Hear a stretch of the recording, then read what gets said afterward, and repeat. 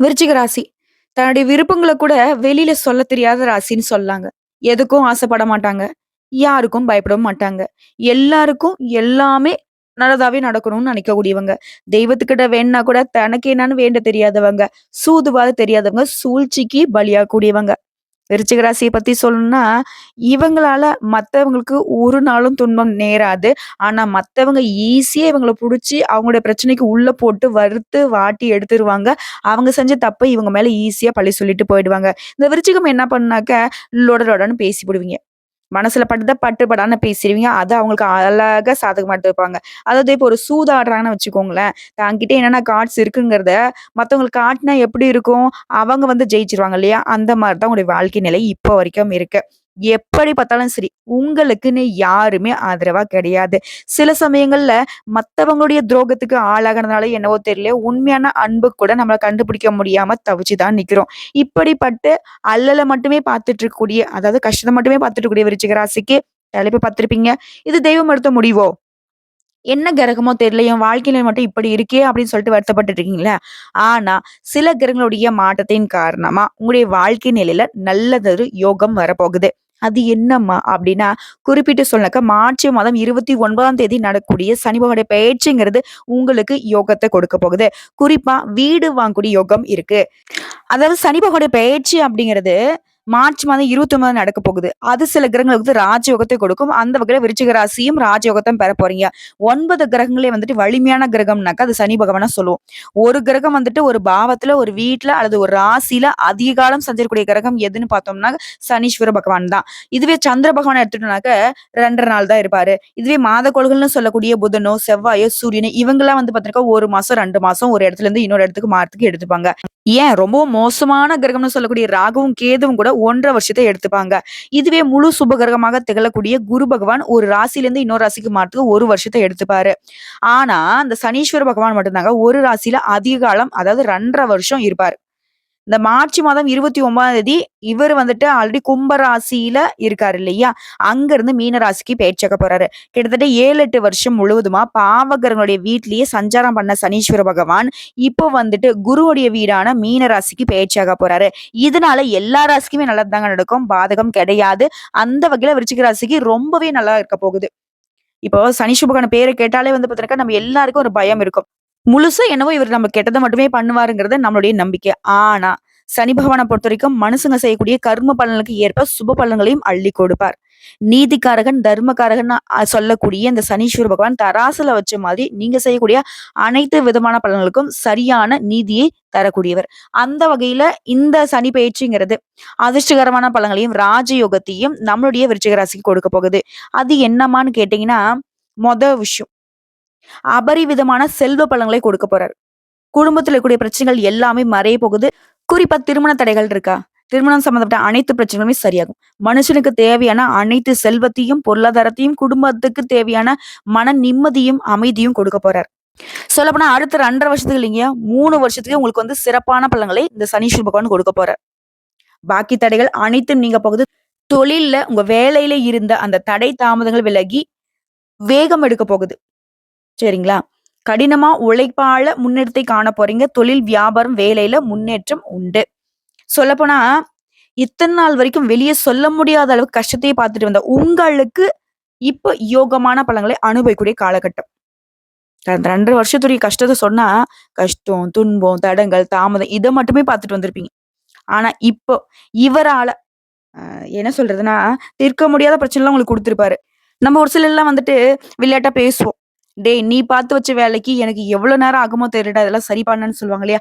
அந்த மாரி சனீஸ்வர பகவான் உங்களுக்கு செஞ்சிருக்கூடிய அனைத்து கெட்டதையும் சரி செய்யறதுக்கு கிட்டத்தட்ட ஒரு 6 மாசம் ஆகுங்க.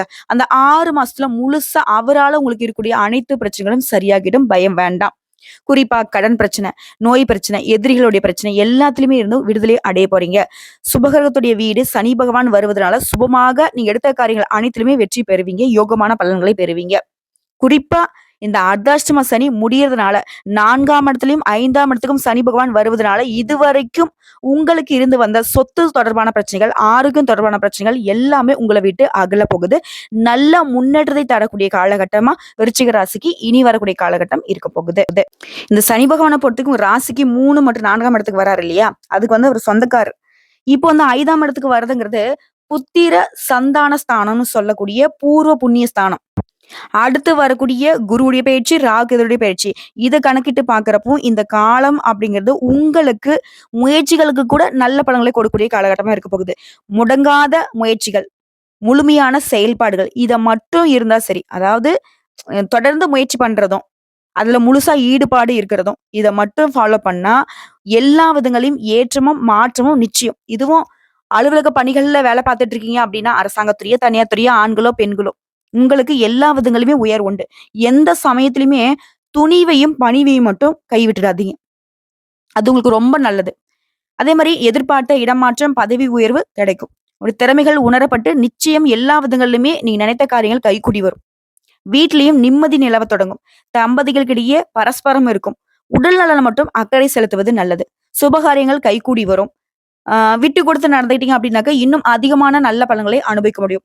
குறிப்பா பொது இடங்கள்ல அனாவசியமான ஆடம்பரங்கள தவிர்த்துடுங்க. கிட்ட இருந்தாலுமே வெளிய வந்து முடிஞ்ச அளவுக்கு காட்டிக்காதீங்க.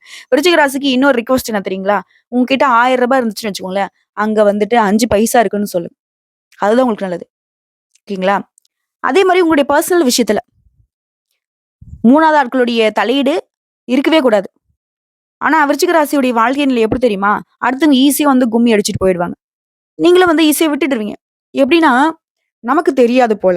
அவங்க நமக்கு நல்லது சொல்லுவாங்க, நமக்கு நல்லது செய்வாங்க அப்படின்னு சொல்லிட்டு, அடுத்தவங்கள நம்பி, நம்பி, நம்பி நாசமா போயிட்டுருக்கீங்கிறத நீங்க உணர்ந்திருப்பீங்க. என்னம்மா இப்படிலாம் பேசுறேன்னு கேட்காதீங்க. ஏன்னா உங்களுடைய கூமுறல தான் நான் பேசிட்டு இருக்கேன். மத்தவங்க பல இடங்கள்ல உங்களுக்கு துரோகம், பச்ச துரோகம் பண்ணியிருக்காங்க. அத மறக்கணும்னு நினைக்கிறீங்க. அந்த காயங்கள் இன்னுமே மறையாம தான் இருக்கு. இது எதனால? நம்ம ஏன் நம்மளுடைய விஷயத்த அவங்ககிட்ட சொல்லுவான? அவங்கள ஏன் நம்மளுடைய பிரச்சனைக்கு இழுப்பான? நம்ம வேலைய நம்ம கரெக்ட்டா பார்த்தோம். நம்மளுடைய பிரச்சனைய நம்மளே ஃபேஸ் பண்ண ஆரம்பிச்சுட்டோம் அப்டின்னாக்கா, அடுத்தவன் அசால்ட்டா தள்ளி போயிடுவான். நமக்கும் இருக்கக்கூடிய பிரச்சனை வந்துட்டு சரி செய்ய முடியும். ஆனா, நம்ம இருக்கக்கூடிய பிரச்சனைய மத்தவங்ககிட்ட சொல்றப்போ, அவங்க இன்னும் கொஞ்சம் அதிகமான பிரச்சனைய கொண்டு வந்து நம்மள வந்து அவதிப்பட வைக்கிறாங்களே தவிர்த்து, கொஞ்சம் கூட கருணை பார்க்க மாட்டாங்க. அதே மாரி விலை உயர்ந்த பொருட்கள்லாம் பத்திரமா வச்சுக்கோங்க. செய்யக்கூடிய தொழில்ல புதிய மாற்றம் இருக்கும். அதனால ஏற்றமும் உண்டு. அயல்நாட்டு வர்த்தகத்த நீங்களே நேரடி கவனத்தோட நேர்மையா செய்யுங்க. மத்தவன் பார்த்துப்பான் அப்படின்ட்டு உங்களுடைய வேலைய மத்தவங்ககிட்ட ஒப்படைச்சீங்கனாக்கா, விருச்சிக ராசிக்கு விறுவிறுன்னு முன்னேற்றம் அப்படிங்கிறது, அது வேகத்தை வந்து குறைச்சுக்கும். ஆனா, உங்களுடைய முன்னேற்றத்த யாராலும் தடுக்க முடியாது. அத கொஞ்சம் பார்த்துக்கோங்க. அதே மாரி அரசு துறையில இருக்கிறவங்க, திடீர் பதவி உயர்வு, பொறுப்புகள் உங்கள தேடி வரும். இதுவே அரசியல் சார்ந்த துறைகள்ல இருக்கிறவங்களுக்கு ஆதரவு அதிகமாகும். அதே சமயம் யார்ட்டயாவது கையெழுத்து போடுறீங்க, இல்ல ஏதாவது முக்கியமான ஆவணங்கள பார்க்குறீங்க, சொத்து வாங்குறீங்க, விக்கிறீங்க, எல்லாத்துலயுமே கவனம் இருக்கணும். முக்கியமா பேச்சுக்கள்ல நிதானம் இருக்கணும். இதே கலைத்துறையில இருக்கீங்க, படைப்பாளிகளா இருக்கீங்க அப்படின்னா, திடீர் யோக வாய்ப்புகள் உண்டு. மாணவர்கள பொறுத்தவரைக்கும் புதிய நட்புகள் கிட்ட பழகுறப்ப கவனமா இருங்க. அதே மாரி வாகன பயணத்துல கவனம் சிதறல் இல்லாம பார்த்துக்கோங்க. உடல் ஆரோக்கியத்த பொறுத்தவரைக்கும் கட்டாயம் கவனம் தேவை. இந்த ரத்த அழுத்தம், பரம்பரை நோய் இந்த மாதிரியான பிரச்சனைகள் வரதுக்கு வாய்ப்பு இருக்கு. பெண்கள பொறுத்தவரைக்கும் ஹார்மோன் சம்மந்தப்பட்ட பிரச்சனைகள் வரதுக்கு வாய்ப்பு இருக்கு. ஸோ ஆரோக்கியத்துல கவனம் இருக்கட்டும். உங்கள பொறுத்தவரைக்கும் நல்லா தான் இருக்கு. இருந்தாலும் விருச்சிக ராசிக்கு ரொம்ப தோதான தெய்வம்னு பார்த்தோம்னாக்க, முருகப்பெருமானுடைய வழிபாடு முழுக்க முழுக்க முன்னேற்றத்தை கொடுக்கும். வேலுண்டு வினையில்லை, மயிலுண்டு பயமில்லை. கந்த கடவுள் இருக்க, கருணை மூர்த்தி இருக்க விருச்சிக ராசிக்கு வினை அப்படிங்கிறது ஒண்ணு வரவே வராது. சரிங்களா? ரொம்ப நல்லா இருப்பீங்க. டெய்லியுமே முருகா முருகான்னு சொல்லிக்கிட்டே இருங்க. அதே மாரி உங்களால முடிஞ்ச அளவுக்கு ஒரு முறையாவது வைத்தீஸ்வரன் கோயிலுக்கு போயிட்டு வணங்கி வருவது விசேஷமான நன்மைகளை உங்களுக்கு ஏற்படுத்தும். நிலைத்த செல்வம், நிலையான சந்தோஷம். இது கிடைக்கணும்னாக்கா விருச்சிக ராசி அடிக்கடி பழனி போயிட்டு வாங்க. அந்த தண்டாயுதபாணிய போய் பார்த்துட்டு வாங்க. படியேறி போகிறப்போ உங்களுடைய முன்னேற்றமும் படிப்படியா உயர்ந்துகிட்டே போகும். ஒரு மாரி மனசு இருக்குப்பா. எங்கேயாச்சும் போனா தேவலன்னு தோணுதா? ஊர் சுத்தலாம் போகாதீங்க. நேரா அந்த பழனி தண்டாயுதபாணி கிட்ட போயிட்டு ஒரு அட்டெண்டன்ஸ போட்டு வந்துருங்க. அங்க போயிட்டு வந்தாலே விருச்சிக ராசிக்கு ஏற்றம் தான். முன்னேற்றம் தான். என்ன கஷ்டகாலமாக இருந்தாலும் சரிங்க, உங்கள கை தூக்கி விடுவார். நல்லதே நடக்கும். சனீஸ்வர பகவான பொறுத்தவரைக்கும், இத்தன நாளா பட்ட கஷ்டங்களுக்கு அவரே ஒரு மாற்றத்தை கொடுத்துட்டாரு. இனி உங்களுக்கு எந்த ஒரு கஷ்ட காலமும் நெருங்காது. அதாவது சனி கொடுக்க யார் தடுப்பார்? இத்தன நாளா கஷ்டத்த கொடுத்தாரு. இனி உங்களுக்கு எல்லாத்தையுமே அதிர்ஷ்டத்த குடுக்குறேன்னு முடிவு பண்ணிட்டாரு. வரக்கூடிய வாய்ப்ப மட்டும் கரெக்ட்டா பயன்படுத்துங்க. மத்தவங்க கிட்ட எச்சரிக்கையா இருங்க. நீங்க உண்டு, உங்க வேலை உண்டு. நிதானம் உண்டு, கவனம் உண்டு. இத மட்டும் உங்கள தாரக மந்திரமா எடுத்துக்கிட்டு விருச்சிக ராசி செயல்பட்டீங்க அப்டின்னா, உங்கள அடிச்சுக்கிறதுக்கு ஆட்களே கிடையாது. ஏன் அந்த தெய்வமே நெனச்சாலும் சரி, இனி உங்கள வீழ்த்த முடியாது. வாழ்த்துக்கள். நல்லா இருக்க போறீங்க. ரொம்ப நல்லா இருக்க போறீங்க. கடவுள் துணைங்கிறத மட்டும் ஒரு நாளும் விருச்சிகம் மறந்துறக்கூடாது. அதே மாரி நமக்கு எல்லாம் தெரியுங்கிறதையும் விட்டுடுங்க. நம்மளால முடியும் அப்படிங்கிற அந்த பேச்சுக்கும் இடம் வேணாம். உங்களுக்கு என்ன வேணா தெரியட்டுங்க. முடிஞ்ச அளவுக்கு வெளியில வந்து எதுவுமே தெரியாத மாரியே நடிங்க. தப்பே கிடையாது. நான் முன்னாடி சொன்னது தான். ரூ. 1000 இருக்கா? 5 பைசா கூட இல்லன்னு கூட சாதிங்க. ஏன்னா விருச்சிகத்த பொறுத்தவரைக்கும் தாங்கிட்ட இருக்கிறத மறைத்தால் மட்டும் தான் உயர்வு நிச்சயம். புரியுதுங்களா? வாழ்க வளமுடன்.